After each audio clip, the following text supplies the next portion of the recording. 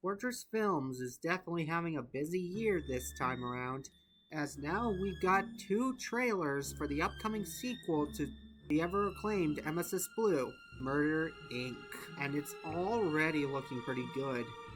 The main protagonists are going to be the sniper and the scout this time around, which I think is going to be really interesting. We've got several different theories. Animation looks even better than Emesis Blue, which I don't even know how that's possible. Seriously, how is it possible to improve on perfection? And of course, Miss Pauling is going to be a part of this film. This is already going to be a great thing, and I cannot wait. Fortress Films is a small indie company made by two Australian filmmakers who just really love the Source Engine and, of course, Team Fortress 2, making all sorts of cool animations. Entropy Zero, the upcoming Murder Inc., Spy's Disguise, which is very underrated, and of course, the topic of today's video, Emesis Blue.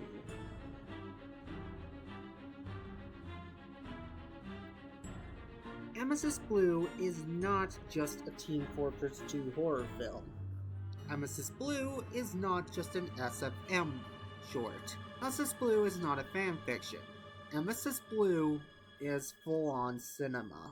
And it's all coming from someone who never watched a single horror movie, despite loving Dead by Daylight, because I'm just that scared. Yeah, I scared too easily. So I was a little too scared to watch Emesis Blue for the longest time. So when I finally did watch it, it blew me away as one of the best films I have ever seen.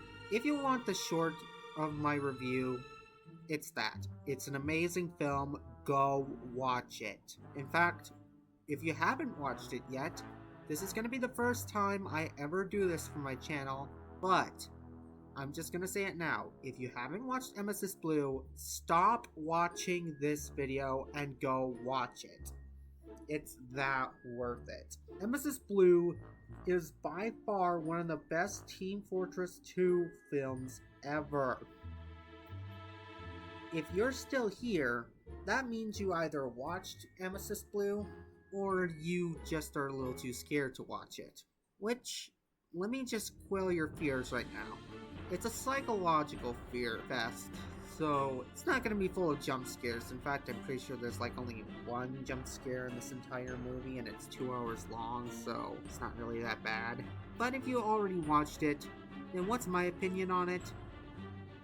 Well, I love it.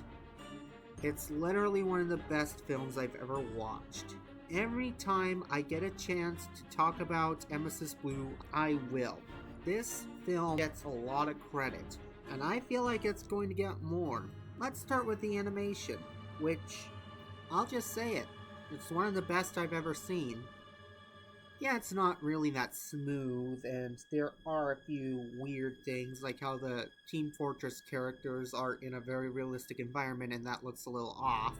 But that's my only complaint. Everything looks perfect. It's so surreal and odd.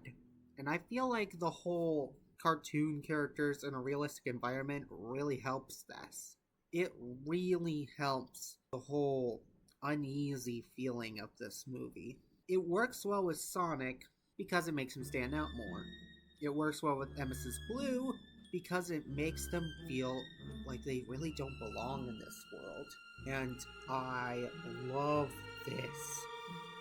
This artistic choice was so perfect. Another thing I love about this movie is the Soldier. Soldier's whole character went from being, haha, funny, dumb American, to actual likable character. And I love how he evolves from the Soldier we're all familiar with to probably the only voice of reason in this entire movie.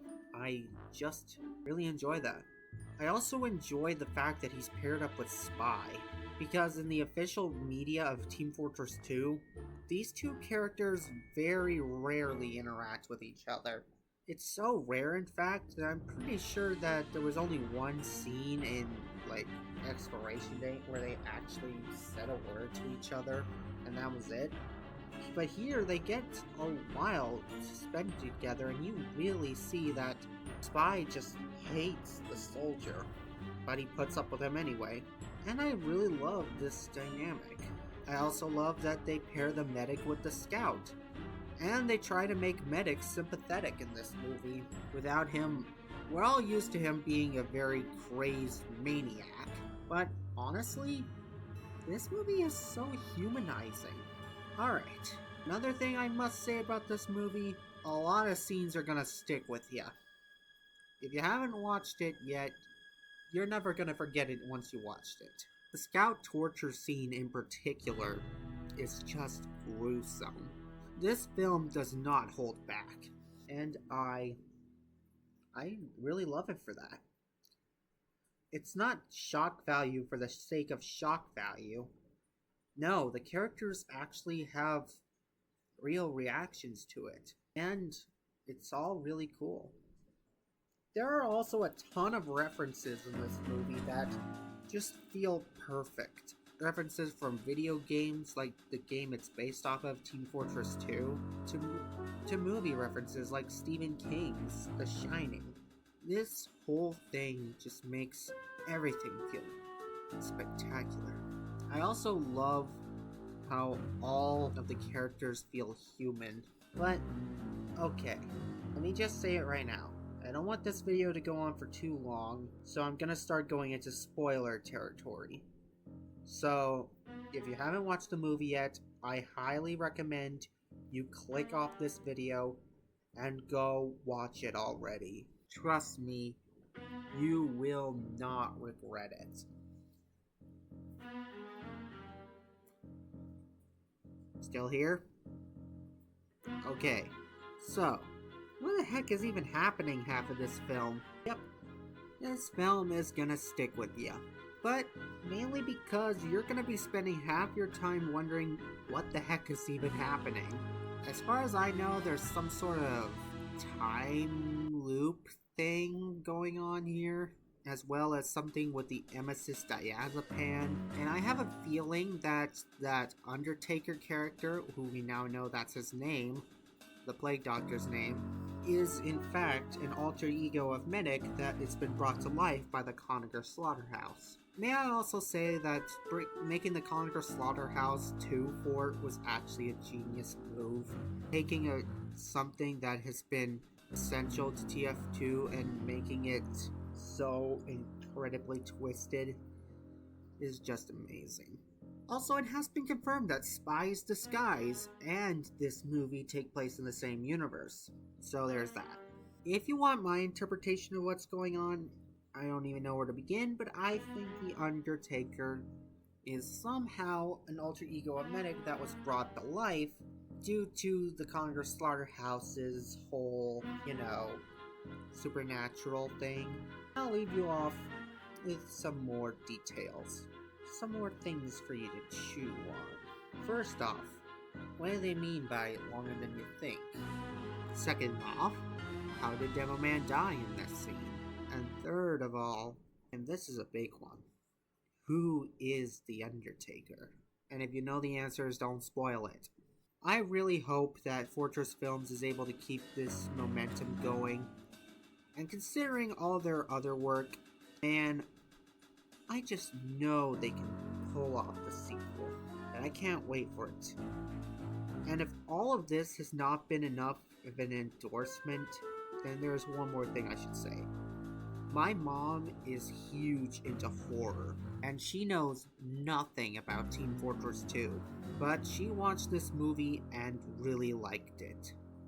If someone who doesn't even know a thing about Team Fortress 2 can enjoy this movie, then I'm pretty sure people who do know everything about Team Fortress 2 will adore it. Anyway, sorry that this video took longer than you'd think, but I have been focusing on my college as of recently. It's finals week and I am focusing on that. But thankfully, after finals I'll have more chances to make more videos. So until then, I have been the Gamer Nerd, and thank you very much for watching. And go watch Emesis Blue already.